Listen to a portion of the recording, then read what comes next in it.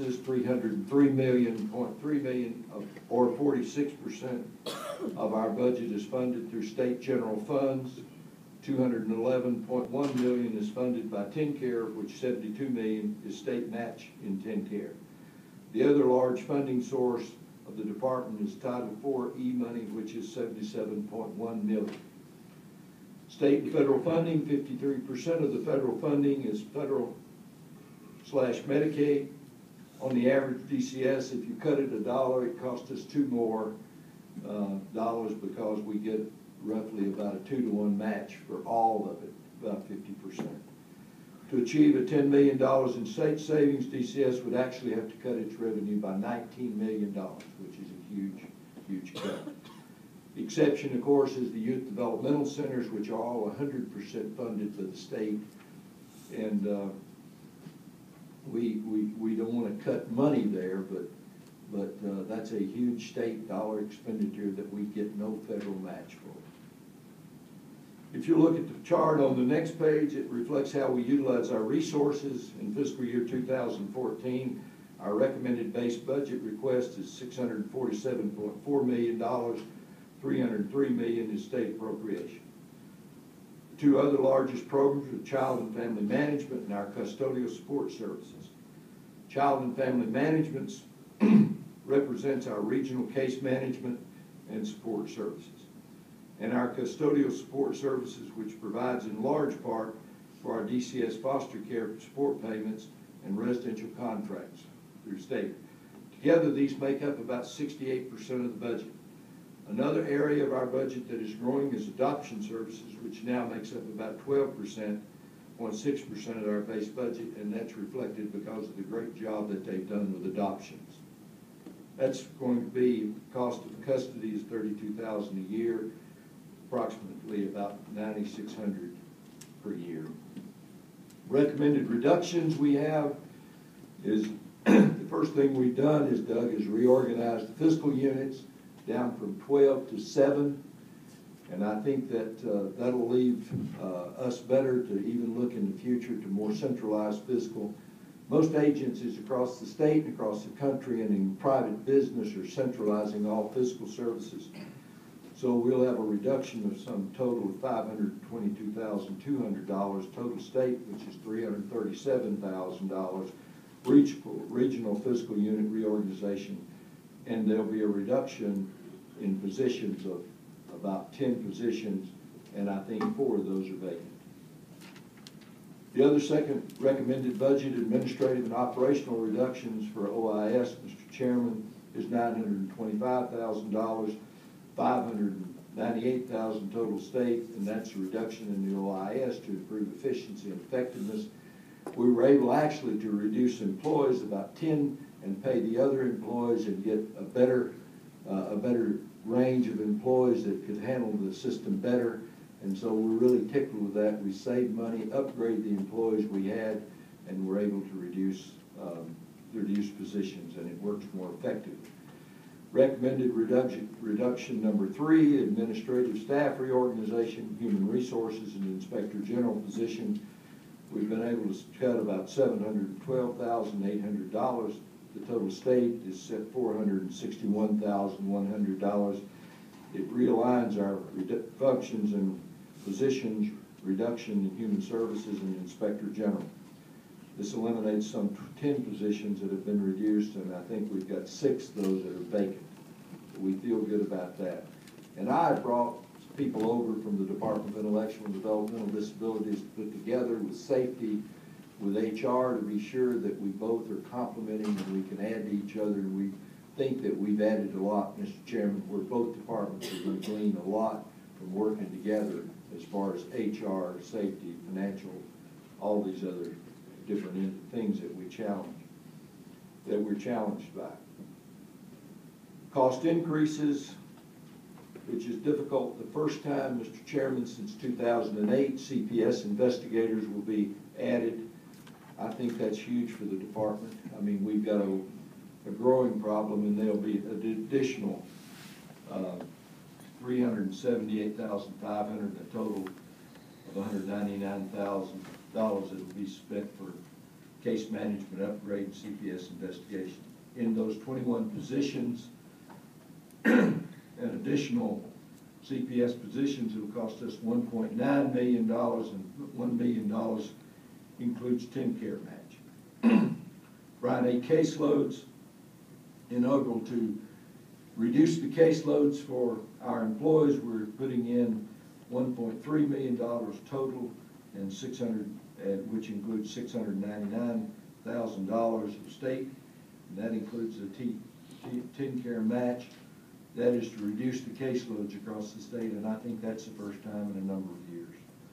Additional attorneys we needed. If you go look at our attorneys in the field, they're overworked. They've got difficult jobs. They're going from one case to the other. If you've ever watched a public defender, I mean, it's a great system. It's better than it was, but it doesn't really do what we want it to do. And many times, cases, there's so many of them, and they come so fast that you're not prepared to really do the representation. This will add us 13 people, which we think will add it. And Larry Martin, along with the governor's office, we've been able to move up the deployment of these people, and so we'll be having them come on board in June and July, instead of getting it approved in July and then coming on board in September or October. That's probably how long it would take us. So we've ramped up that effort of the additional attorneys, Mr. Chairman. We've also got a residential provider rate increase in this that represents about a 3% across the board increase for providers. It is singled out for specific services that we provide. It's $7 million total, with $4 million in state money that includes the TennCare match. The adoption assistance caseload is $3.5 million, total of $1.8 million state, which is an increase also in our state caseload. Cost increases, teacher training and experience. This is part of the statute requires that we pay our teachers the same thing that regular school do in our schools, so this is an expenditure of some $36,900. The federal match reduction rate is 0. It's all state dollars, so we've got $511,000 of federal match rate reduction.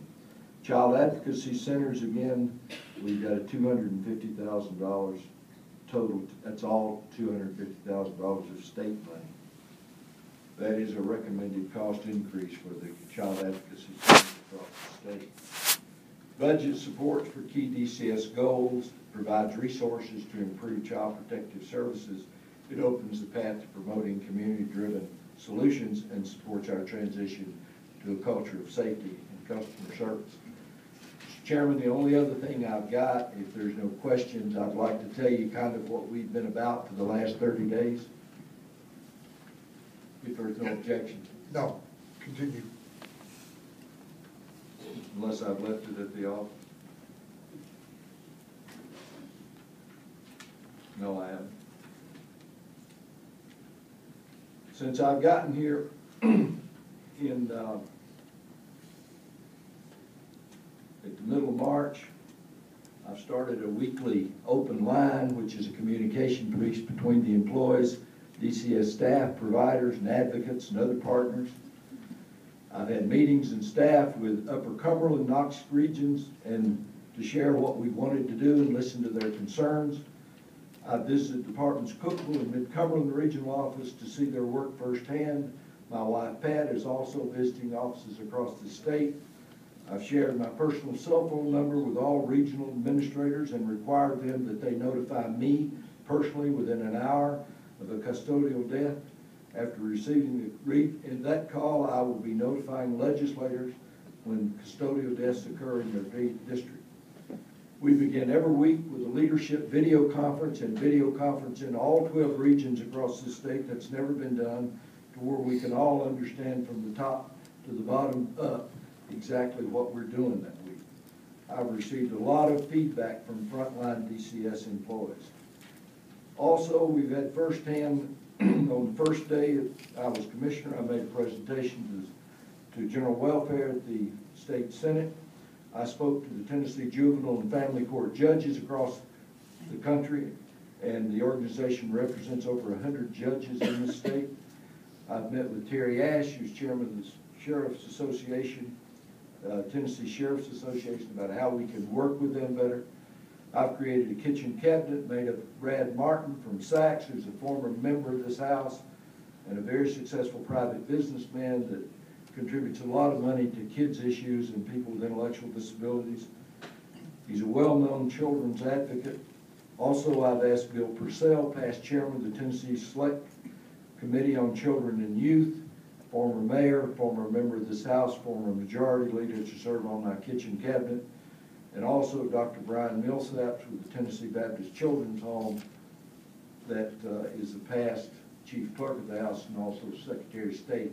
So I'll be meeting with them from time to time, plus a couple of other people, to be sure that we've got the perspective from 20,000 feet. Larry and I have made a positive initiative with meeting with Brian A. parties regarding TFACs and our death review process. We're in the process of scheduling a visit to New York now. I've met with the Second Look Commission, the Executive Director, Craig Hargrove, to learn more about the commission and submitted a letter of support for its extension to the legislature. I think it only makes common sense that people take a look over our shoulder. I've met with Judge Shukoff to review data and to seek his counsel and advice. He's the court monitor. He has a wealth of knowledge on the data, and I believe he will be a key asset in helping us department as we move forward and get out of the Brian A. lawsuit. I've met with Katie Rawls, President and CEO of the Tennessee Center for Performance Excellence. She has the Baldridge Award. I don't know if you know this, but the Tennessee Department of Children's Services is on the second tier of the Tennessee Center for Performance Excellence. No other department in the state has achieved that recognition for performance. We did it this year. There's several at the first run, but we're at the second run. We met with over 30 private providers within 30 days together, and Larry and I met with he and I met with the leadership of the private providers across the state to find out what the problems are on their end. We've met with Fred Simmons, Senior Research Fellow at the Casey Family Programs, to collaborate on the death review process that we have to have ready in another 45 days. And we'll have it ready, Mr. Chairman. There will be essential in our work is to work with them to have a greater understanding of data. We've already got data that they can show us that we can use. You can tune into it. You can find out. I just released the approval this week to where we would be compared with 4 other states across this country. And we very favorably compare with them on what we're doing in children's services. I've met with representatives from Chapin Hall, including Research Senior Fellow Fred Wilson, to discuss the data and better understand what we currently have available. Sometimes people don't understand what we've already got. You can go to a website, sign in, take a training, and find out a lot of what's going on with children's services by looking at that website. It's available to you now. How we compare with getting kids out of care. How we compare with how long we keep them in care, which is it's a tremendous asset. We've just got to make it available to you. I've met with representatives from Case Commons to discuss an internet-based application created to assist in child welfare work. Case Commons CEO Kathleen Freely was there. She also previously served as Deputy Commissioner for Policy and Program Development in New York City in the Department of Justice, Civil Juvenile Justice. We've reached out to the Casey Family Programs, who will support an effort along with Chapin Hall to help DCS build a data-driven culture where we understand, trust, and use consistently for improvement the knowledge that we already know. Sometimes out there we don't know the right questions to ask. They haven't been properly trained. They've got too many screens to deal with. So we're going to simplify with all that in the next 6 or 7 months, where they'll have a system that'll work for them and that'll give them support when they knock on the door in Memphis, Tennessee at 2 o'clock in the morning, trying to figure out what's going on the other side of the door, or in Knoxville or Chattanooga. That's a scary feeling to be out there by yourself in a neighborhood where there's a lot of difficulty going on. Also, the governor's customer-focused task force has visited 7 out of 12 regions and interviewed frontline staff. I'd love for you to hear the stories. about how our folks are out there working hard.